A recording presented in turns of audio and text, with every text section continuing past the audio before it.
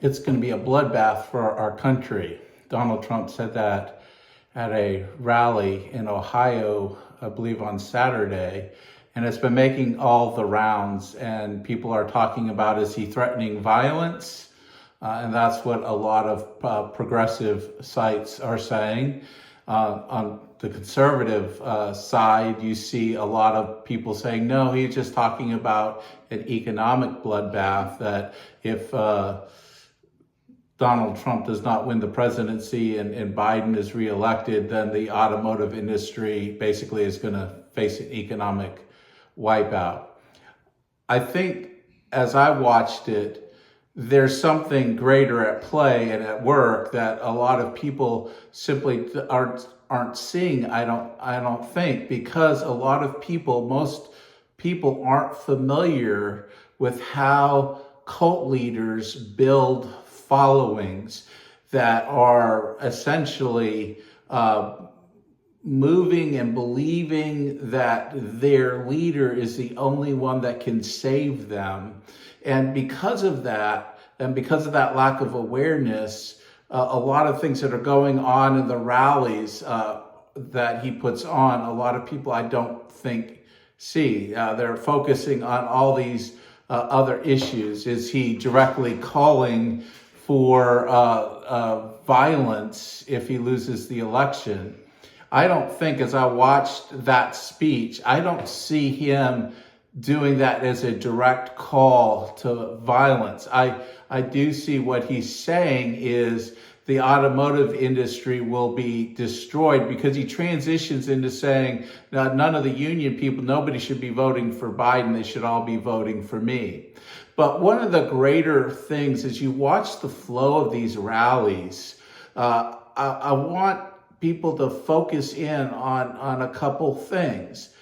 First of all, that in these rallies, what he is saying is, I am the only person that can save the United States. And my opponents aren't just, it's not just that they have their bad ideas. And he said this at one point before he talked about the bloodbath. He was saying how either the Democrats and Joe Biden are incompetent or they hate the country. And since they, according to him, were able to rig the election and pull it off, that they must not be incompetent, so they must hate the country. And a lot of the rhetoric all through the speech is how the people that are opposed to him politically want to destroy the country. They're evil, they're wicked. And we, as a matter of righteousness, we've got to fight this evil and this dark forces that are against us. And I'm the only one that can do that. I'm here to save America. You need to support me. You need to be loyal to me. You need to understand that I am the only one that can do this, and you need to trust me. You need to put all your faith in me. As you go through these rallies, that's what you're seeing. You're seeing this first is this call to supreme and ultimate loyalty and faith and belief that Donald Trump is the only one that can save America, and horrible, bad things are going to happen if he doesn't win the election. So you've got a whole bunch of people that are in this emotional environment with highly charged emotions and music and things that are building up. And emotion is a powerful way to build belief systems. A lot of times people feel their way into beliefs more than think logically into beliefs. So he's taking the playbook from those faith healing prosperity gospel churches and how he organizes his rallies from beginning to end to create this emotional response and this emotional tie and this emotional bond to him and the belief in him and trust in him and this idea of despising everything that is against him, to hate and despise people and not just see them as people with different political ideas, people to be debated or persuaded that they too love the country, but their ideas are wrong. He doesn't present things in that way. He presents it in this battle of cosmic good versus evil. So when he talks about a bloodbath, he's trying to engender fear in people that, oh no, unless I am loyal to Donald Trump, everything about my life is going to fall apart. Everything is going to be miserable. I am going to lose my very life. It is a matter of life and death, loyalty to Donald Trump. I have got to support him no matter what. And that kind of feeling, and then calling the January 6th insurrectionists, the rioters who are trying to get to Vice President Pence to overturn, to stop the certification of the election, that those people that were engaged in those acts are hostages.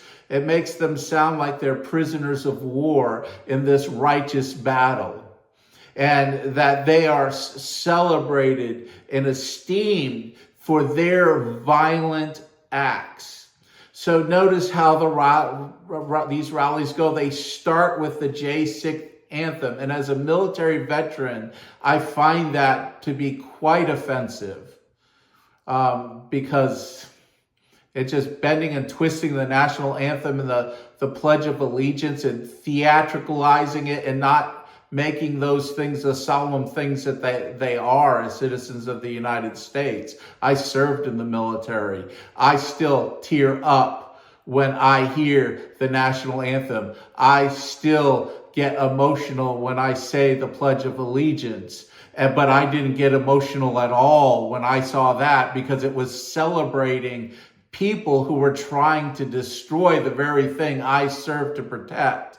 Yes, I'm a Christian, and yes, as a Christian, my primary loyalty is to Jesus Christ and serving his ambassador in this country, but I also am an earthly citizen of the United States, and I did serve in the military, and it becomes kind of troubling to me to see these things. But what he's doing is he's building and hallowing and making almost holy these J6 rioters among his MAGA group. So not only is it a loyalty to me, but if you engage in violent insurrection, if you resist with violence, when I say it's unjust and it's wrong, you get celebrated. You get more of what you celebrate. And when you get people afraid that their country is going to be totally lost, and you get Donald Trump saying, I am not going to honor the results of the election unless I believe that I should. And we know that if he loses, even if all the courts say he loses, even if every investigation says he loses in 2024, he still will not say he lost. And it's at that point where violent insurrection has been celebrated by him, where those that are in prison are called hostages. And when he's stroked fear in everybody's life, if they don't stand up, if they don't engage in some kind of revolution on his behalf, then our country is lost. And now he loses an election, and he says to his people, now's the time to rise up. And as Christians, I think we need to be very wary and be very cautious about getting caught up in things like this. It's easy to get caught up in these emotional appeals, pulling at your heartstrings, especially when Joe Biden and his administration have not led very well or perfectly. I know a lot of my Democratic friends say, no, he's been a great president. And there is a lot of disagreement between Republicans and Democrats. And there always is. There always is my guy or my woman is better than your guy or your woman, and belief and support of our own. It's kind of like college football, Alabama, Auburn, Ole Miss, Mississippi State, baseball, Red Sox, Yankees, these rivalries where you're always for your team and you're always giving reasons why your team is the best. But at the same time, at the end of the day, it's not about having all these violent uprising and getting so much caught up in the emotion of your team. And that's what he's doing with MAGA. He's creating an emotional bond and attachment so that when he calls for it, people will rise up. And as Christians, I think we really need to be careful about this, to not get caught up in the emotions of it, to not come and find ourselves just out of control emotionally as we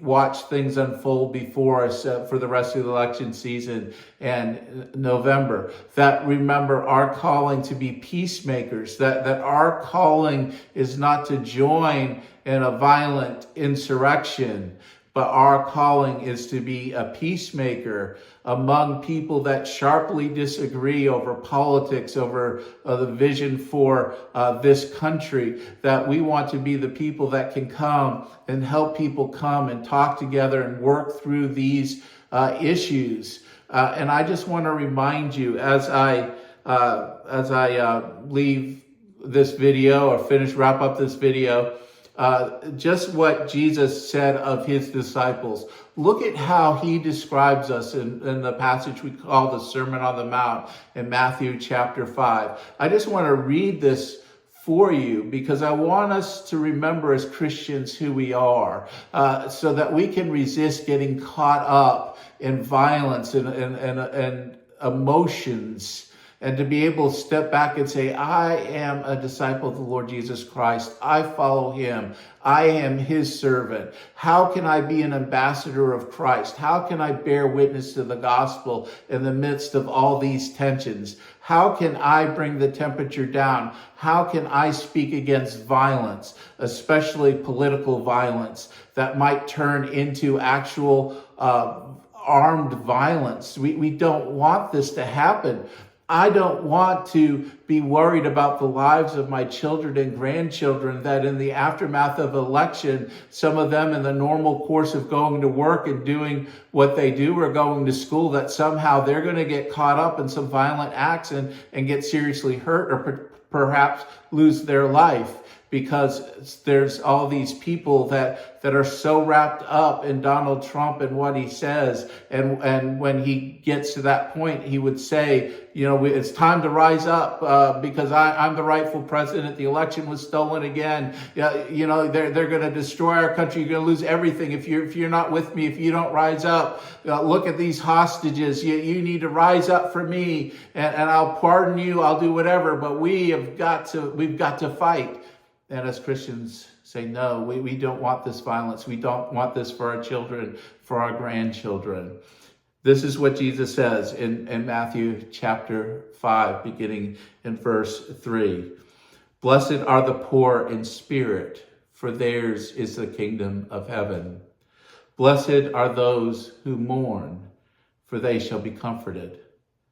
Blessed are the meek, for they shall inherit the earth.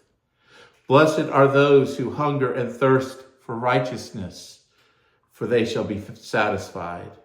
Blessed are the merciful, for they will receive mercy. Blessed are the pure in heart, for they shall see God. Blessed are the peacemakers, for they shall be called sons of God. Blessed are those who are persecuted for righteousness' sake, for theirs is the kingdom of heaven. Blessed are you when others revile you and persecute you and utter all kinds of evil against you falsely on my account. Rejoice and be glad, for your reward is great in heaven. For so they persecuted the prophets who were before you. You are the salt of the earth, but if the salt has lost its taste, how shall its saltiness be restored? It is no longer good for anything except to be thrown out and trampled under people's feet. You are the light of the world. A city set on a hill cannot be hidden, nor do people light a lamp and put it under a basket, but on a stand, and it gives light to all in the house. In the same way, let your light shine before others, so that they may see your good works and give glory to your Father who is in heaven. My friends, brothers and sisters in Christ, this is our calling. May we be living examples of this in these greatly emotional, charged times. Thank you.